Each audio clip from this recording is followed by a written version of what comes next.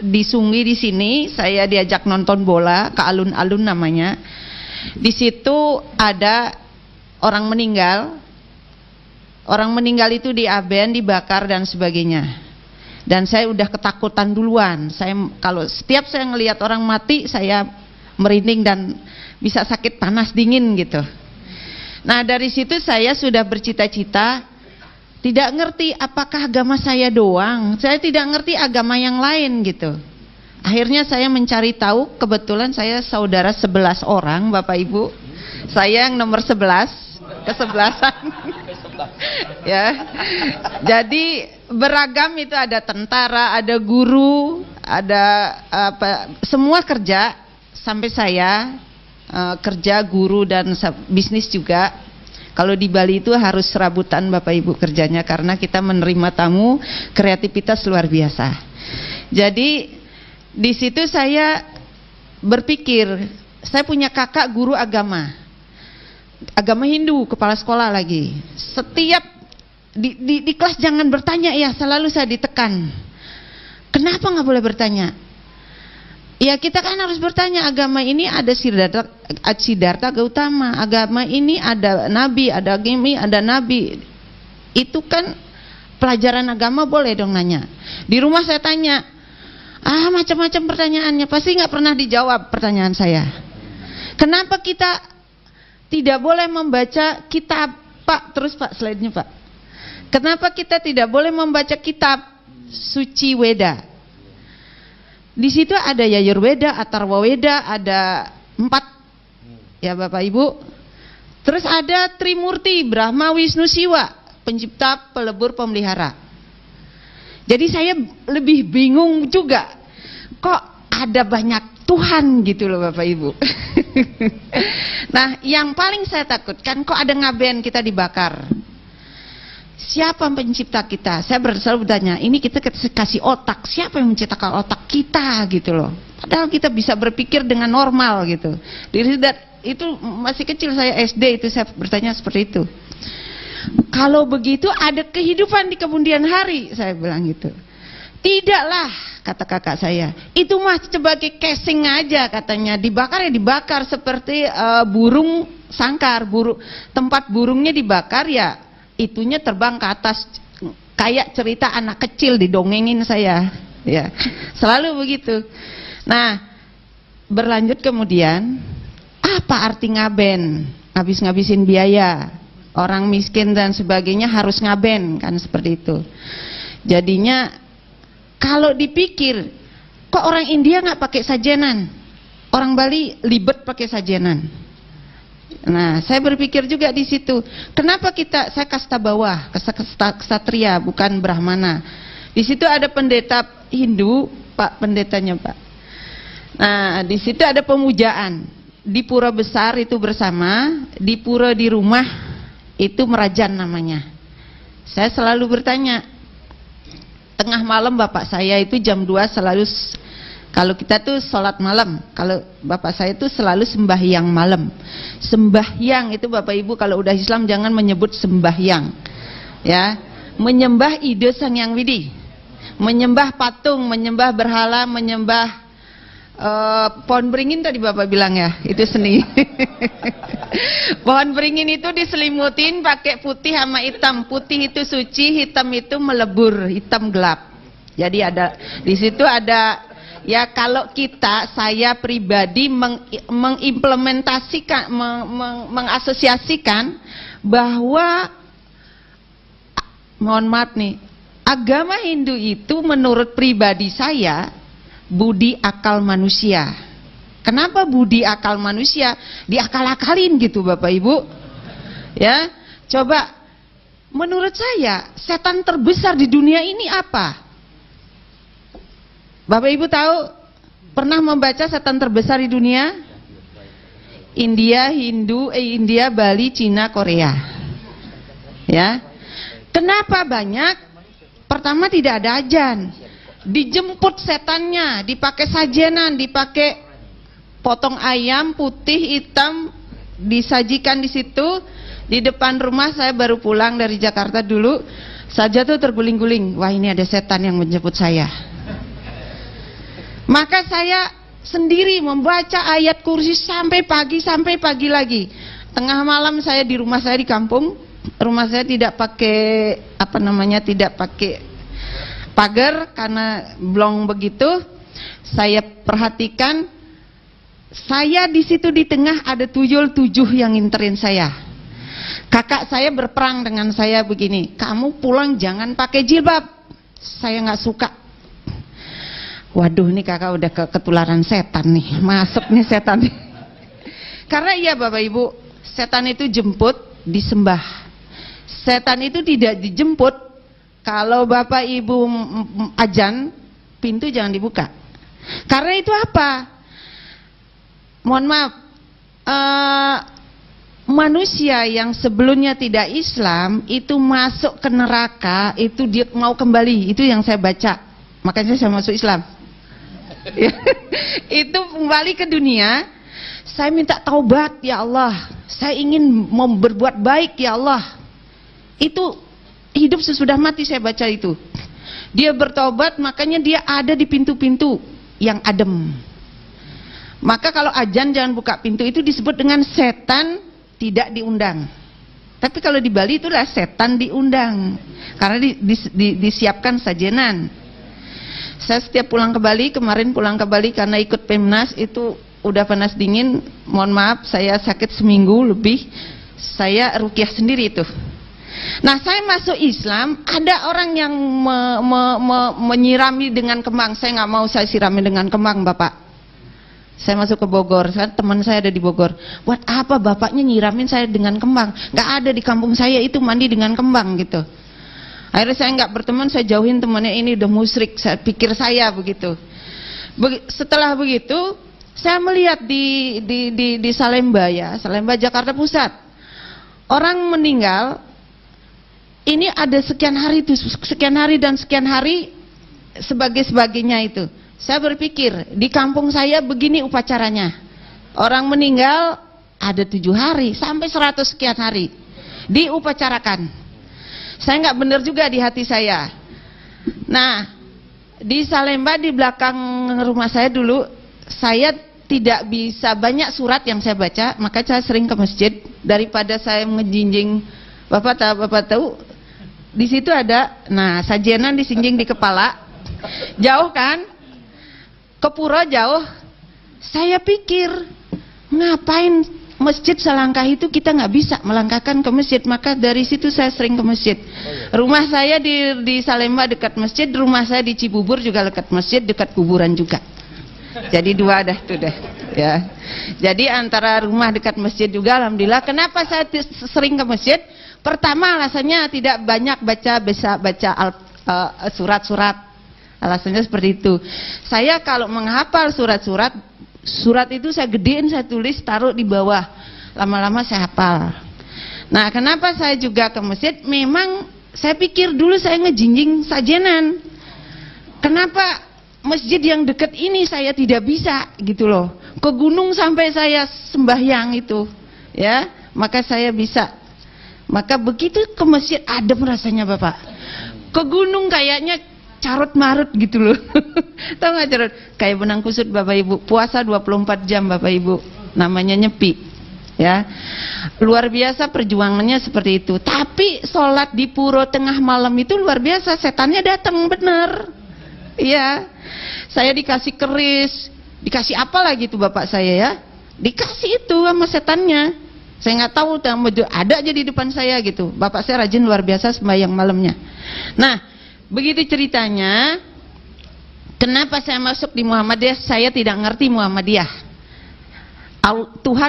Tuhan dia dulu ya, telah melangkahkan saya, kaki saya membeli obat. Saya tinggal di Cempaka Putih. Di Cempaka Putih, kakak saya buka klinik kecil-kecilan, bidan, melahirkan. Tugas saya membeli obat di Titi Murni, ya. Nah, di seberangnya itu ada Muhammadiyah. Saya nggak ngerti itu Muhammadiyah. Yang penting sekolah Islam aja, nggak swasta. Saya didaftarin di itu, udah selesai saya masuk koad, sudah keluar dari situ. Kakak saya mendaftarkan di UNJ, tapi saya sendiri daftar di Muhammadiyah. Saya nggak ngerti Muhammadiyah, tapi saya ke situ bengongnya gini, azan. Orang di sini sembahyang sholatnya berwudu bersih banget gitu. Kok saya jinjing gitu kemana-mana gitu. Saya mikir di situ, bagaimana orang nanti setelah mati gitu, Pak, yang tadi ngebakar mayat Pak, ya, ngaben Pak. Nah, sebelumnya, nah itu, nah, saya pikir begini, saya orang Hindu masih itu, ya, kalau saya terus seperti ini ngambang hidup saya. Saya masuk aja deh Muhammadiyah ini, murah lagi. Waktu murah murah banget bener. Sudah kuliah saya masih diterima aja. Apa yang saya ambil? Sejarah D3. Ya. Orang berlomba-lomba nyari dunia. Kenapa nggak ekonomi? Keluarga saya banyak ekonomi memang. Ya, apa itu sejarah? Belajar masa lalu.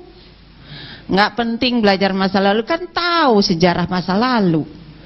Ya, masa kini pembaruan nggak ada.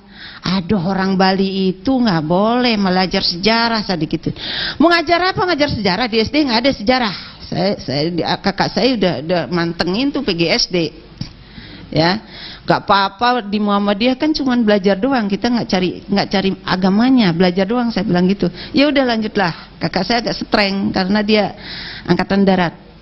Nah, setelah berlanjut kuliah, di situ saya bengong setiap maghrib, saya bengong lihat orang berwudu di depan Masjid Muhammadiyah Kramat, Salemba. Setelah itu saya masuk ke perpustakaan, baca-baca buku silsilah agama Islam, silsilah Nabi dan sebagainya. Semakin saya membaca, hati saya semakin bergetar. Nah, begitu saya sembahyang malam, ini lanjut cerita ya Pak, terlalu panjang, nanti cerita saya panjang banget ya. Kakak saya yang pertama itu rajin juga sholat malam, sembahyang malamnya. Pakai dupa Bapak Ibu, pakai dupa, tahu kan dupa? Ya, sama mungkin kalau orang Buddha ya Pak ya, pakai dupa. Nah, kakak saya sembahyang di depan. Ya Tuhan, saya masih bingung, belum menemukan. Saya nanya ke sini, nggak ada yang jawab saya. Saya nanya ke sini, nggak ada jawab saya. Berikan saya yang terbaik ya Tuhan. Hidup matiku Engkau yang menciptakan. Otak saya ini siapa kok saya bisa cerdas gitu loh. Itu yang pertanyaan saya. Saya bertanya kepada Tuhan saja. Saya diajakin sembahyang, maka kakak saya berikan saya petunjuk. Saya paksa Tuhan saya, berikan saya petunjuk. Saya nggak mau galau seperti ini. Bukannya galau bahasanya ya, bingung ya. Setiap Sabtu Minggu saya ke Ramangun. Ramangun itu ngajar nari ya, ngajar nari Bali dan sebagainya. Tapi begitu saya meyakinkan itu, tari Bali saya tinggalkan semua, saya tinggalkan. Saya aktif di saya aktif di Pemuda Islam ya. Terus saya aktif membaca, saya aktif setiap aktif itu saya bilang bikin tugas dengan teman. Padahal saya nggak mau ke Ramangun lagi gitu maksud saya. Nah, berlanjut seperti itu, tengah malam itu kakak saya di depan saya minta diajarin sholat. Tadinya memang praktek sholat, waktu itu saya udah kuliah, praktek sholat waktu itu di kampus. Guru saya, dosen saya itu waktu itu Pak Jamasari ya, praktek sholat saya. Nah, saya dipikir saya mimpi praktek sholat itu, kok kakak saya masih begini di depan. Lah, salah saya. Waduh, saya kok begini-begini tadi gitu. Maksudnya apa ya? Saya bengong aja Bapak Ibu. Saya yakin Tuhan, Engkau tadi berikan petunjuk saya ngomong biasa.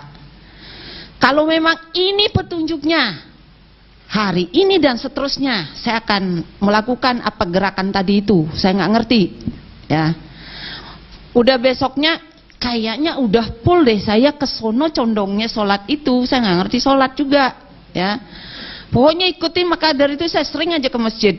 Masjid mana saya ini, karena ngikutin surat-suratnya itu, saya nggak hafal gitu loh. Awalnya dari situ, karena di Cempaka Putih itu rumah saya, di sini rumah, di sana masjid juga, deket banget. Begitu saya jam 4 bangun nyapu got sampai ujung, saya masuk ke masjid, karena nggak punya mukena juga waktu itu, ya. Mukena nggak punya di rumah, apalagi sejadah, anjing ada di rumah, kan nggak boleh. Ya gitu. Nah, ngumpet-ngumpet saya sholat. Saya mikir, gimana sholat duhur dan asar ini di rumah? Bingung saya. Kakak ada, kakak ipar, kakak saya nggak ada. Nah, saya mikir, fotokopi ijazah SMA saya ke depan. Ketemu Pak Putu namanya dari Surabaya. Ngomong Bali dia, kerja sama Bapak. Ngomong gitu, kamu dari mana? Dia tahu dia saya orang Bali, kerja dengan Bapak. Kerja apaan Pak? Bapak kerja di pabrik sini. Ya boleh Pak. Saya jurusnya sejarah loh Pak, nggak ekonomi. nggak masa kini jurusan saya nggak tahu apa-apa. Ya udah nanti belajar. Itu perjalanan Allah. Karena sumpah saya kepada Allah gini, ya Tuhan, saya ini sudah bercebur basah. Mohon petunjukmu. Kun payakun, saya bilang gitu. Kun payakun itu dari mana dapatnya? Saya nguping gitu Pak. Nggak ngerti kun payakun itu apa ya. Terus satu lagi saya dengar lagi ceramah di masjid, kalau orang hijrah itu mendingan keluar dari pulaumu biar aman katanya gitu. Oh iya bener juga, masa saya nggak pulang-pulang? Saya pikir begitu. Saya masih ada orang tua waktu itu, saya pulang setahun sekali. Yang singkat kata, yang saya takutkan reinkarnasi Pak. Yang saya takutkan, Hindu itu adalah reinkarnasinya, bukan manusianya. Yang saya takutkan, reinkarnasi itu hidup setelah mati. Jadi roh kakek saya katanya numitis ke badan saya. Bagaimana mengeluarkan itu? Saya ruqyah sendiri ya. Jadi mengeluarkan itu luar biasa. Keluarnya itu di Arab Pak. Saya haji tahun 2010, umrah udah 2 kali, yang kedua kalinya keluar. Mohon maaf nih, keluarnya hitam. Begitu saya puterin air jam-jamnya 7 kali, ini saya membuang roh-roh jahat saya yang waktu saya masih Hindu. Saya buang, saya ke kamar mandi, hitam itu keluar. Kayaknya badan saya itu ringan banget, luar biasa ringannya. Apa Pak pengaruhnya? Emosionalnya tinggi Pak. Emosional tinggi, sakit-sakitan sering, tapi sakitnya nggak pernah jelas. Dokter juga bilang sakitnya nggak jelas, ya. Sakitnya nggak jelas, benar, pindah sana pindah sini, pusingnya nggak karuan-karuan gitu. Akhirnya saya berupaya, hanya Engkau yang membersihkan roh-roh jahat saya yang ada di badan saya. Nah, itu yang saya perangi, bukan manusia Pak, bukan manusia. Maka kalau ada orang Hindu masuk Islam, di keluarga saya masuk Islam 5 ya Pak. Ponakan saya, kakak saya, yang masih hidup saya sendiri. Karena itu tadi, dia balik ke Bali, nggak hijrah, kan kata itu kalimat, walaupun kalimat ceramah itu segaris 2 baris saya catat, saya amalkan.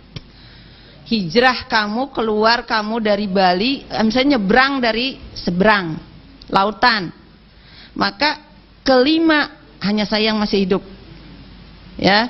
Jadi semua itu apa dia dapat hidayahnya, itu adalah semua membaca buku hidup setelah mati. Hidup setelah mati. Jadi hidup setelah mati Islam dengan hidup setelah mati Hindu, di situ ada Pak. Nah, ini yang membuat saya takut Pak. Ini yang membuat saya takut. 8 tahapan yang kita harus hadapi. Tapi itu benar hidupnya di sana. Kalau saya walse Hindu, dibakar dulu, dikremesi dulu, abunya dibuang, udah gitu disembah, numitis kembali. Lahir hidup mati kayak benang kusut. Tapi kalau ini kan jelas ya.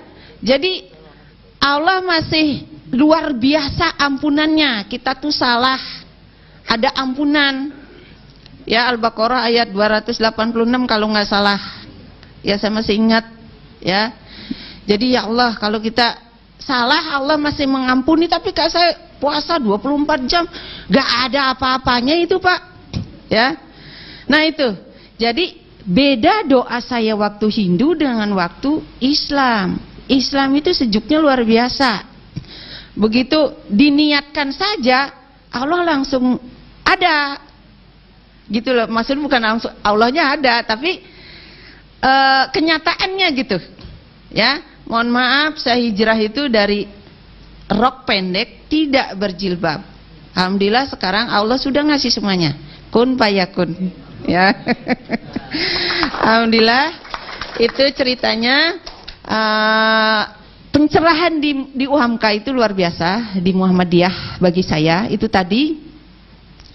Beberapa kesamaan upacara-upacara masih Hindu terbesar di Jawa lari ke Bali. Implementasinya Islam, tapi di upacaranya masih yang saya perhatikan ya. Jadi ada orang bunting 7 bulan. Kenapa enggak ibunya menumbuhkan SDM yang unggul? Itu diupacarain. Salah itu ya. Terus berikutnya meninggal ya, bingungnya Yasinnya itu nggak pernah putus-putus. Tadi pagi saya mengantar orang meninggal sebelah rumah saya, ayo mas Yasin. Membaca itu selagi hidup, bukan sekarang. Iya nggak Bapak Ibu, bener nggak omongan saya? Takut salah saya ya. Terus ya, saya udah dikasih waktu 3 menit ya. Sebenarnya masih banyak ini saya omongin. Nah, baik Bapak Ibu, pencerahan di Muhammadiyah, saya berterima kasih banyak kepada Bapak yang paling atas sekali sampai yang jajarannya yang di lingkungan Muhammadiyah itu kekeluargaannya luar biasa ya. Saya berterima kasih dapat diterima sampai sekarang. Saya jadi dosen tetap dan saya diamanahkan sebagai ketua pusat kewirausahaan ya di UHAMKA. Alhamdulillah. Bapak Ibu, saya promosi dikit boleh ya? Buku saya di Gramedia sudah ada, kewirausahaan untuk perguruan tinggi, dan buku yang baru terbit yang akan itu saya mengenalkan buku di SD itu belum ada kewirausahaan. Alhamdulillah, mungkin minggu depan saya dipanggil ujian tertutup S3-nya di UNJ. Alhamdulillah. Terima kasih Bapak Ibu semuanya yang sudah mendengarkan. Jangan dilihat